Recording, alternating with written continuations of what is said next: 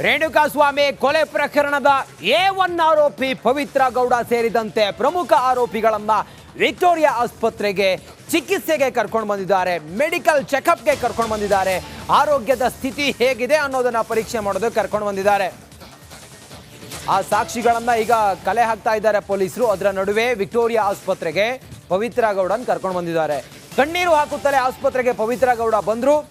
Mask ಹಾಕೊಂಡಿದ್ರು, ಕಣ್ಣೀರು ಹಾಕ್ತಾ ಇದ್ರು. ಪೊಲೀಸ್ ವಾಹನದಲ್ಲಿ ಅಳುತ್ತಲೇ ಪವಿತ್ರ ಗೌಡ ವಿಕ್ಟೋರಿಯಾ ಆಸ್ಪತ್ರೆಗೆ ಬಂದ್ರು. ಆಸ್ಪತ್ರೆಯ ಒಳಗಿನ ಎಕ್ಸ್ಕ್ಲೂಸಿವ್ ದೃಶ್ಯ ಈಗ ರಿಪಬ್ಲಿಕ್ ಕನ್ನಡಕ್ಕೆ ಲಭ್ಯ ಆಗಿದೆ. ಆಸ್ಪತ್ರೆಯ ಒಳಗೆ ಪವಿತ್ರ ಗೌಡ ಅಕ್ಕಪಕ್ಕ ಪೊಲೀಸ್ ಇದ್ದಾರೆ. ನೋಡಿ ಮಳ್ಳಿ ಹೆಂಗ್ ಕಂಡ್ಬಿಡ್ತಿದ್ದಾಳೆ ಅಂತ ಹೇಳಿ. ಈ ಪ್ರಕರಣದ A1 ಆರೋಪಿ ಪವಿತ್ರ ಗೌಡ ಮುಖಕ್ಕೆ ಮಾಸ್ಕ್ ಹಾಕೊಂಡಿದ್ದಾಳೆ.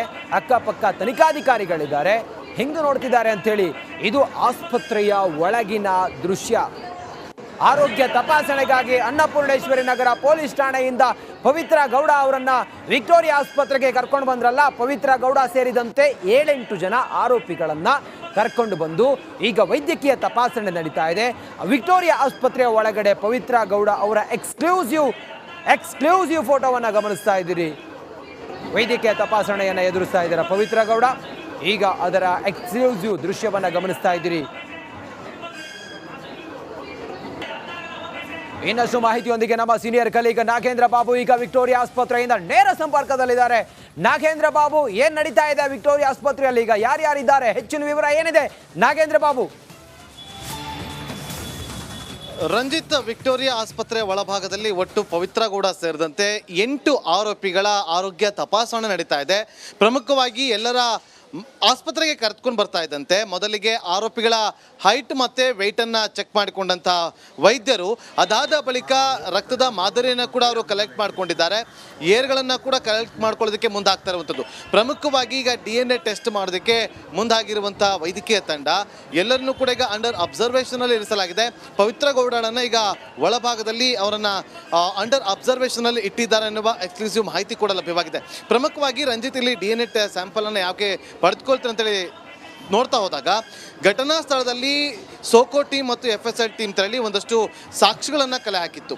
ರಕ್ತದ ಮಾದರಿಯನ್ನು ನಡಿ ಈಗ ಶುರು ಮಾಡೋಣ.